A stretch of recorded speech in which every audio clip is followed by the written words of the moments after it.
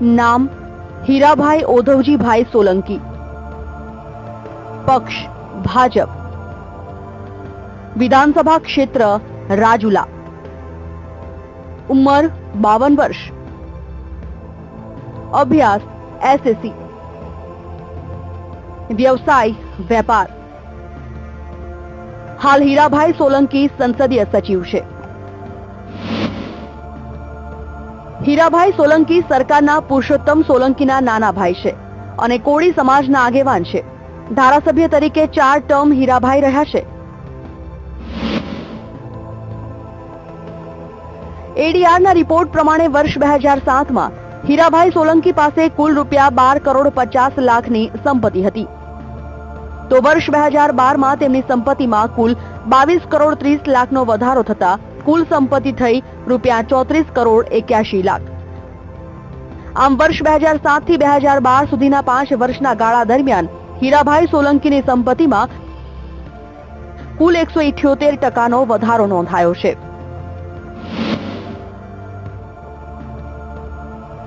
વર્ષ 2012માં હીરાભાઈએ વિધાનસભાની ચૂંટણી કુલ 18,710 મતોની સરસાઈથી જીતી હતી.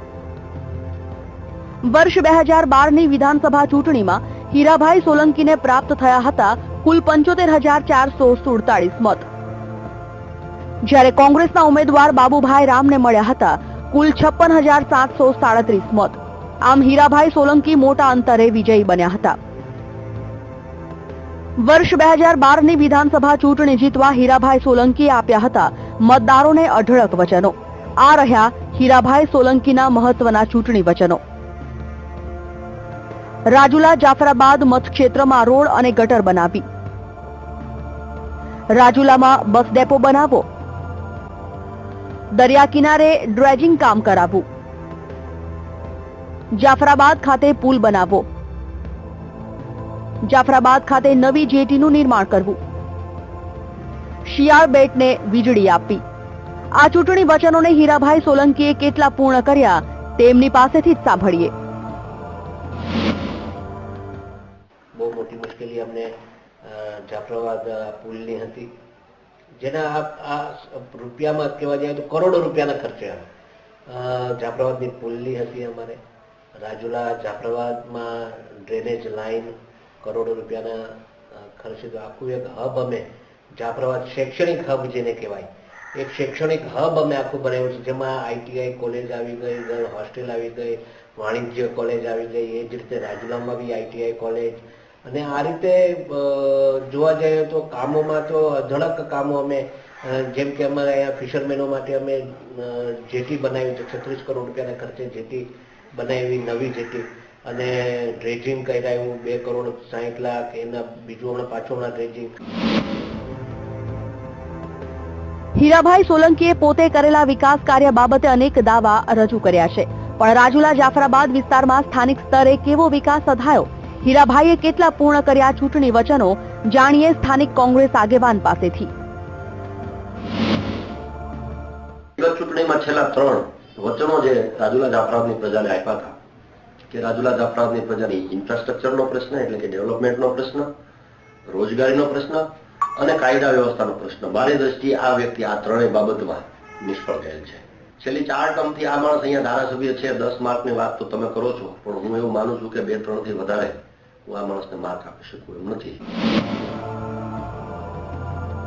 રાજુલા જાફરાબાદ વિસ્તારમાં દરિયા કિનારે જેટી અને ડ્રેજિંગનો મોટો પ્રશ્ન હતો. ધારાસભ્ય તરીકે હીરાભાઈ સક્રિય બનીને માછીમારો અને દરિયા કિનારે વસતા લોકોના પ્રશ્ન દૂર કરવામાં સફળ થયા હોવાનું સ્થાનિક નાગરિકો માની રહ્યા છે. ધારાસભ્ય શ્રી હીરાભાઈ સોલંકીએ જેટી બનાવવાનો વાયદો આપ્યો હતો, ડ્રેજિંગ કરવાનો, અને પ્લેટફોર્મ અને લાઇટના ટાવર અને ડ્રેજિંગ માટેના બધા વચનો આપ્યા હતા. એમાંથી અત્યારે હાલ તુરંત જે જેટીનું કામ પૂર્ણ થઈ ગયું છે, રોડનું કામ ચાલુ છે અને ડ્રેજિંગનું કામ હવે 2 દિવસમાં ચાલુ થશે. અમે 10 માંથી 10 આપી દઈએ, કારણ કે જેટલા વચનો આપે છે એટલા પૂરા કરીને બતાડે છે. રાજુલા જાફરાબાદ પાણીની સમસ્યાથી પીડાતા વિસ્તાર છે. ધારાસભ્ય તરીકે હીરાભાઈ સોલંકીએ પોતે નાગરિકોને વિકાસના જે વચનો આપ્યા હતા તે પૂરા કર્યા છે. નાગરિકો પણ હીરાભાઈ સોલંકીના કામથી સંતોષ માને છે. કામ તો બધા પૂરા થયા છે. જટીના કામ છે, પાણીની સગવડના, એ બધા ડ્રેસિંગના, અને સ્કૂલોનું ITI છે, કોલેજ છે, બધું કમ્પ્લીટ કર્યું. 10 માંથી 10 આપ્યું, કેમ કે જે ધારાધોરણ કામ હતા બધા કર્યા છે. સ્થાનિક સ્તરે ખેડૂતોને ઉપયોગી બનવા માટે ધારાસભ્ય તરીકે હીરાભાઈ સોલંકીએ અનેક પ્રયાસ કર્યા છે અને તેનાથી ખેડૂતોને ફાયદો પણ થયો છે. માર્કેટિંગ યાર્ડમાં ખેડૂત તરીકે હીરાભાઈએ કપાસની ખરીદી હોય, CCIની હોય, સિંગની ખરીદી સરકાર શ્રી દ્વારા કરવામાં આવી, બંને ખરીદી રાજુલા APMCમાં ચાલુ છે અને એનાથી ખેડૂતને સારામાં સારો ફાયદો થયેલો છે. આ ધારાસભ્યને તમે 10 માંથી કેટલા માર્ક આપશો? આ ધારાસભ્યને 10 માંથી 10 માર્ક આપીએ છીએ. રાજુલા જાફરાબાદ વિધાનસભાના સ્થાનિક વિકાસ માટે ધારાસભ્ય તરીકેની ગ્રાન્ટ પૂરેપૂરી હીરાભાઈ સોલંકી ઉપયોગ કરે છે. ધારાસભ્ય તરીકેની ગ્રાન્ટની વાત કરીએ તો વર્ષ 2013-14માં ફળવાયેલા ₹50 લાખની ગ્રાન્ટ પૂરેપૂરી વાપરવામાં આવેલી. તેવી જ રીતે વર્ષ 2014-15માં સ્થાનિક વિકાસ માટે ફળવાયેલી ₹1 કરોડની ગ્રાન્ટ પૂરેપૂરી લોક વિકાસ કાર્યો પાછળ ખર્ચાય છે. તો વર્ષ 2015-16ની કુલ ગ્રાન્ટ ₹1 કરોડ પણ સ્થાનિક વિકાસ પાછળ પૂરેપૂરી ખર્ચાય છે.